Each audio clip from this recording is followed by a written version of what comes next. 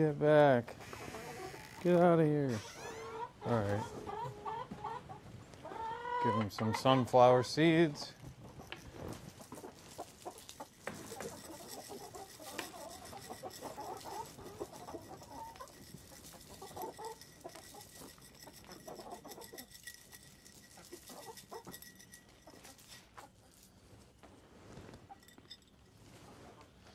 All right.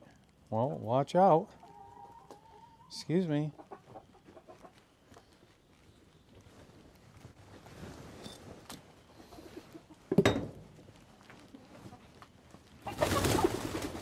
Oh, the camera. They hate chairs. Now they're mad. Oh yeah, they're gonna be real mad.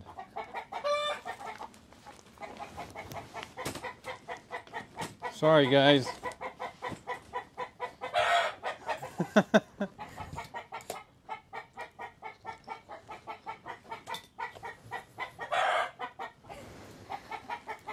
Oh.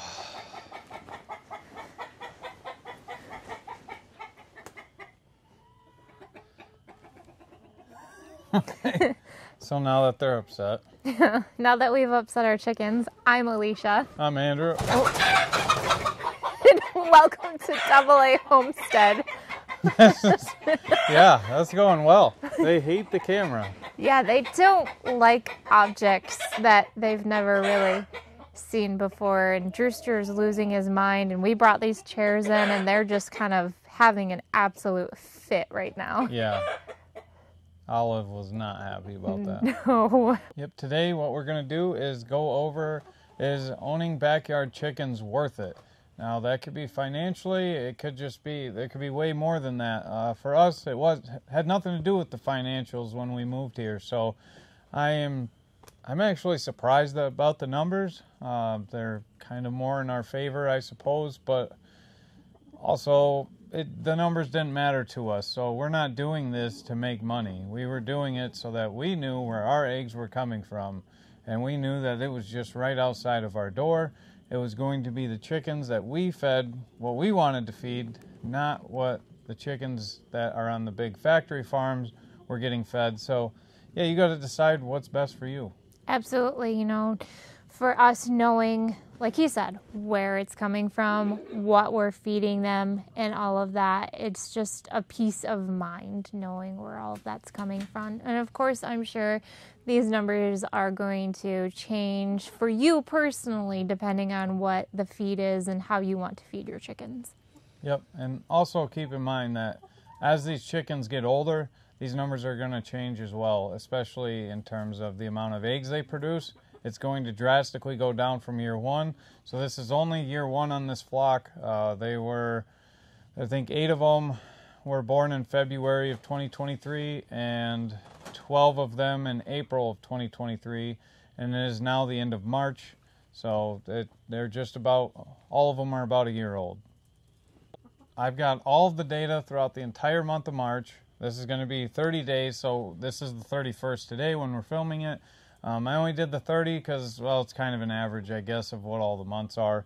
And plus, tomorrow's Monday, and it's a little harder to make a video on a Monday. So what we're going to do is go into how many eggs we got. And the total number of eggs that we received out of the 20 hens was 518 eggs. That's a lot of eggs. Yes, yeah. The lowest number of eggs was about 14 of them per day, and that was on March 8th and March 9th. And the highest number of eggs we received was, we got 20, so every single hen laid an egg, and that was on March 30th, and there was an additional day on March 14th. So 2 days this month, they all laid an egg, and that was truly amazing to have every single one of your hens lay an egg, especially because one of these hens was not laying an egg for a very long time when we first brought her here. We were worried that she wasn't going to at all, which is completely fine if she wasn't going to. We were going to keep her anyway. I mean, she was a part of the flock, but we are happy to know that she is currently laying, so that's great. Yep. So around here, people don't want to pay that much money for a dozen eggs. Even though the store is about $3, in my opinion, you should be selling your eggs for at least $4, but you can't sell something if nobody wants to buy it. So anyways, I figured it's around 43 dozen eggs. It's just over that for how much we got. At $3 a piece, it looks like it came out to about $129 if we sold every single egg that we got this year. Or this month, excuse me. Yeah, this month. Yep, so $129, that's our starting point for the money taken in. Now, we did not sell all of the eggs, so this is just something to keep in mind, that if you're going to eat the eggs, this number, it doesn't represent that. Yeah, we did put quite a bit up for storage for the summer or next winter, you know, or whenever we need them, because we know at some point that these ladies are not going to be laying as much as well. So we wanted to have some kind of backup. Yeah, and we did the freeze dryer with those, so we can link that video in the description as well. Yeah, for sure. So the next thing, how much feed did we give them? So I believe the bags are 50-pound bags. That's a good question. I honestly do not know. I don't know. I just pick them up and throw them on the cart and we grab them. I think they're 50-pound bags. So as you probably have heard all the stuff over the last couple of years about the feed at Tractor Supply, well, that's where we get our feed. It's Producer's Pride. I believe Purina's probably the parent part of that company. So we do feed that. It's just down the road there. Some people can hate that or love it or be indifferent. And we encourage you to use whatever feed you choose to use. Yeah, whatever, you know, makes you happy or makes your chickens happy. It's totally up to you. That's just happens to be what we use, and it works really well for us. Yeah, because the last thing we're going to do is try to tell you how to raise your chickens. I'm just giving you some information on what we did here. So we use the Producer's Pride. A lot of this stuff is because, again, it's right there at Tractor Supply. We use 3 bags of crumble. So that's about 150 pounds, I believe. Each bag is $12.50 if you don't get it on sale. And so the 3 bags used total $37.50. That was our cost just in crumble throughout the month of March. And, you know, like we had said, this is definitely going to vary with your chickens. We do have, you know, other things that we feed them. This is just strictly, from my understanding, going to be the feed. This isn't the little snacks and stuff. And if you free range, or not free range, but if your chickens are, like we have a chicken run, if they don't have a chicken run, you know, they're supplementing their food, you know, outside as well. Yeah, so good news for you. I did include all the snacks. Oh, well, there you go. Yeah, it's not down, like, it's not perfect, but it's roughly about there. So we'll get into the black oil sunflower seeds, which is what I threw down and when we first came in here was the black oil sunflower seeds. And I believe, I don't have a price on the bag. I think they were about $16 a bag. And we started March with about a quarter of a bag. And some of that's gone out to the bird feeder out. So the bird feeder outside, as well as to the chickens. I just wrote down that we use $4. That's just a rough estimate, and it's probably high. The next thing is the pellets. So we not only feed crumble, we also have mini pellets that we feed them. It is not needed. Most of them don't eat the pellets. They don't care for it. If you put crumble and pellets in front of a chicken, the chances are they're going to choose the crumble. And so that's kind of what we do. And the pellets are there just in the event that they do run out of crumble, which does happen, but not often. We try to keep on top of it, but you know, people get busy and things happen, but they've never gone without food. So we started the month of March with 3/4 of a bag. Each bag costs $12.50, and so we used about $9.50 worth of pellets.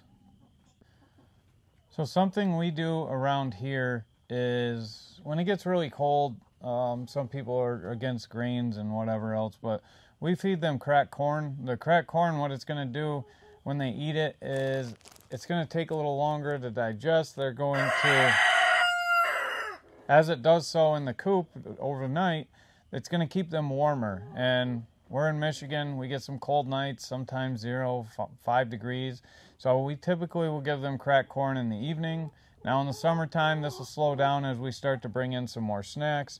And we did have a quarter of a bag we started with on March 1st. We had to open another bag on March 20th, and we got about 3/4 of a bag left. So we used about a half a bag. Each bag is $10.79. So we have about $5.40 on cracked corn this month. The next thing we like to do is scratch grains.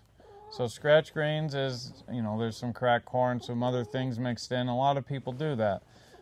So we started with 3/4 of a bag on March 1st, and we have a 1/4 of a bag left, so we used about half a bag. Each bag is $14.50, and that means that we spent about $7.25 on scratch grains throughout the month of March. Oh, careful, don't move too fast. Yeah, I know, no kidding. They're very leery right now with the camera and chairs. So we also do the mealworm treats. I believe ours is like Flock Party Dynamic Duo is the name. We just give that to them once in a while. Now we have a 4-pound bag. I think it's like $35 a bag. And we used about 1/5 of that bag. So roughly $7 in mealworm treats through March. Next thing is when I was walking around Farm and Fleet, I saw one of the little feed blocks for sale. I believe I paid $13 for it, and that was on March 24th. So it's underneath the little roof behind Alicia here.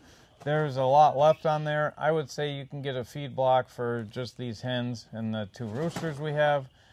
Maybe a month or two it'll last. So yeah, it seems to last quite a bit, even though they do like it. That's the nice thing about it. It does take a little while for them to eat that down. Yeah, and it looks like they went pretty ham on that thing. So yeah. I don't know, maybe it lasts a month for them. But I just put it in there because we spent it on the chickens in March. So I think it's fair it goes on here. We like to spoil them quite a bit. Well, the next thing would be the grit. So if you have chickens inside of a run like we do, now this is plenty big for them. We've given them it's something around 20 square feet a bird. I believe the industry standard for something like this is close to 8 square feet. So we are way more than adequate on them being happy, and they are doing just fine. But the grit needs to be supplied, and that is the cherry stone grit. It's called number 2. It's for poultry, and it's $15 a bag. And I am just guessing here that we used 1/5 of a bag. So I'm going to roughly say $3, but I think that's still a little high. We haven't bought grit in quite a while. Yeah, it's been quite a bit. I hate to even say 3, but regardless, I think it's fair that we just give it a number, and that's going to be $3. And then same for the nesting boxes. So you're not going to spend much money on the nesting boxes. I mean, not the boxes themselves, I just mean the bedding. And so we roughly have, I'm going to guess, $2 invested into changing out their bedding this month.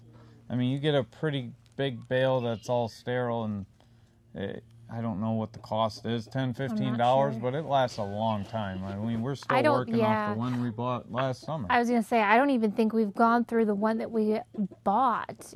I mean, you need, enough to fill it, but not, a crazy amount. So it does last quite a bit of. And if you want to change it out more, feel free, but we don't change it out all the time. I try to every couple of weeks. Some people like to do this every few days, but I don't know. If it's not dirty, I don't see that it's necessary. I mean, God bless them for having the amount of time they do to be able to do all that, but I just don't. The other thing that I didn't include on here was the price of bedding. So all right. I don't know what just happened there, but everybody freaked out for a moment, but we change the bedding in the coop itself throughout the winter. I'll just add to it. It helps them stay warm. Underneath the roost, that's where it really matters. I try to change that out every probably 2-3 weeks in the winter months. In the summer, things are a little different. We have a grate under there, and then we can pull that chicken poop out anytime we want to. But yeah, bedding is like $6, and if my memory serves me correct, $6.79 at Tractor Supply for the large flakes. Comes in a white bag with black and red lettering? It's just a Tractor Supply brand. It's not like a any other brand. I think they have two different ones. I think there's a cedar and a pine. Yeah, I think there's one that's smaller shavings, and then this one is the large pine shavings, and we just chose not to use the smaller ones because we don't want them to ingest any of that, because sometimes they eat things that they're not supposed to. So we just choose to use the larger pine shavings. So I definitely recommend the large pine shavings, and you can get those right at Tractor Supply too, but that is not in here because you can do different things for bedding on your chickens. This is just feed, just treats. None of this includes any infrastructure. It doesn't include any cost of the birds. Because we can get carried away. If you want to build something like we did here, well, you're gonna have to sell your eggs for like $40 a piece to make it make sense. But yeah, that's why I said that this isn't about the money. Honestly, owning chickens is probably never going to be about the money. No. It's just knowing where your food comes from, and we really enjoy having these ladies around and their characters, and we really enjoyed building this for them, and knowing that they're happy makes us happy. Yep. Let me go ahead and quick add all this up. I did do that last night. I just forgot to write it down. Let me get that number for you and be right back. So through the month of March, altogether, we have invested $88.65. Now, I know that's like a really accurate number, but again, this is a slight ballpark because I'm trying to measure a quarter bag, third bag, etc. So that gives us, that's how much we spent, and if you remember, it was $129 if we sold every single egg we got out of that coop this month. That would have gave us a profit of $40.35. And now if we would have taken our time into consideration and how much we invest in out here, I don't know, we probably would work for maybe $1 an hour. So again, you get to choose, is owning backyard chickens worth it for you? I say absolutely yes. I do as well. You can get some enjoyment out of them. They all have their own little personalities. And me personally, it's not about the money. No. It won't be about the money. I mean, it's pretty clear. This tells you it's not, you're not going to make money, at least on backyard chickens. You know, honestly, if you really, really wanted it to be about the money, you would really have to sit down and figure out, your coop, your run, if they're free range and all that, and what kind of feed, if you're going to make your own feed. I mean, there's so many options out there that you can do, but I mean, you really got to be diligent about every single thing. And when you're running a farm, that's really hard. And you're going to go closer to pastured poultry if you're trying to make some money. That includes a Joel Salatin egg mobile and things like that, where you're moving it quite a bit. You're following cows behind with it, or you can't just set it up alongside of a barn and make a bunch of money, is what we're getting at. So pastured poultry works great. You can make some money, but again, you're going to have quite a bit invested, and you can change this number however you want to. Ours don't free range due to the predators out here. Yep. I mean, I've got coyote pictures middle of the day, just 40, 50 yards that way, the fox in the middle of the day, raccoons. So it's just not worth it for us to lose half of these ladies by the end of the year just so we can say that they're free-ranging. I would love to free-range these ladies and gentlemen, but it's just not possible here. Like he said, with all the predators, we would lose these girls in one night if, or even half the flock if we let them free-range. Yep. And you can see they're walking around. They're fine. I mean, they're a little on edge right now. They hate the chairs. Yeah. They hate the camera. If we bring a rake or a shovel in, they'll just lose their mind, and then everybody freaks out and flies, and it's... I dropped a rake once, and I thought that they thought that the world was ending. Oh, yeah. Chicken Little, the sky was falling, or however that song goes. But, yep, so that's where we're at on backyard chickens. And yeah. It's definitely interesting going through and seeing the numbers. Yeah, I honestly thought we were going to lose money. So I'm actually kind of happy that we come out with that much ahead. That's great. Yeah. And we can use that money, too, to improve things for our chickens, which is really cool. We plan on putting that back into the farm. Yeah, so we have an envelope where any egg sale goes into an envelope. And then that envelope, anything like you could see behind us, we still have to put the siding on the coop. So that envelope, as it builds up, that's going towards the siding. I would also like to expand this area somehow, some way. I'm not sure how that looks yet, but that money will go towards that as well. And then we want more chickens too in the future. Well, I mean, Yes. we're still talking about it, but we would like to have more chickens in the future. And because we want them to be happy, we have ideas of expanding the run for them to keep them even more happy. Yep. And another reason for getting more chickens is this next winter will be their second winter. They're going to slow way down. So if you want to keep egg production up, you need to get more chickens every spring. Get 5 or 10 and you'll be guaranteed to get eggs pretty much every day, all winter, every year, as long as you add a small amount to your flock once a year. Just want to say thank you guys so much for sitting down with us and watching this video and just kind of going over, what our costs and what we made, having backyard chickens. I think it's very interesting. And of course, it's always going to change, especially from farmer to farmer on the chickens and the prices. But actually going through and seeing what things cost definitely is an eye-opener. Yeah, it truly is. And yeah, I enjoy the chickens. And like she said, we're open to more. Sorry, Paul's jumping around. Paul's one of the roosters, and then you got Drewster, the rooster. But he likes to parkour. We're open to more chickens. If one of them goes broody, we're going to let them do it. We're not going to go buy any chicks maybe next year. But yeah, first, in order to do that,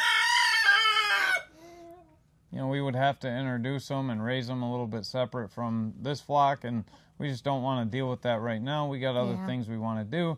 So if you want to see those other things, you better hit the subscribe button. Stick around as we continue to grow the homestead here and get more animals, get more food, and yep, we're just going to keep going until I don't know if we'll ever be satisfied, but just keep chasing the dream, if you will. Yeah, absolutely. Really excited to bring you guys along on our journey. And we hope to see you on the next one. Yeah, take care. We'll let you end this one with the camera down low and see if they come and check it out. Hopefully you can see Paul do his parkours. Yeah, we'll see. Yeah, he parkours and it's a good time. Yeah. All right. See you guys later. Take care.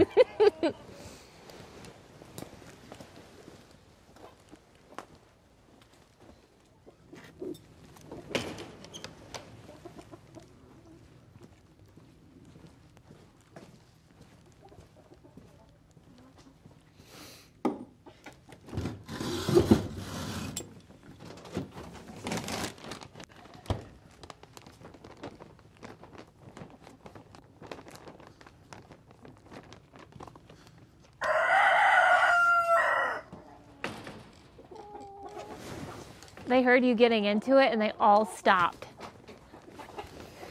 It's like a black poop. Black poop? I don't know, yeah. Sometimes I get funky poop.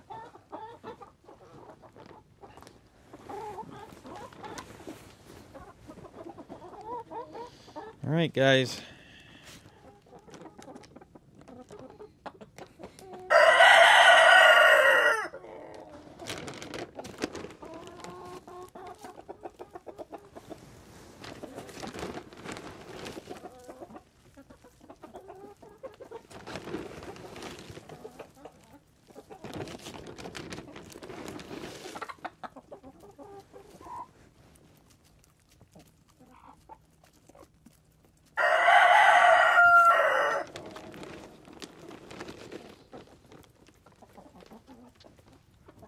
Watch out.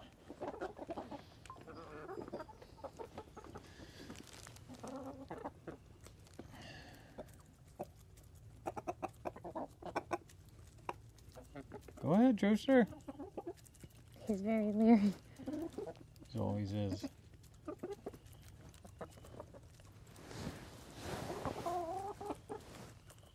You got Paul. He's like very aggressive. So aggressive. At least he's eating out of your hand.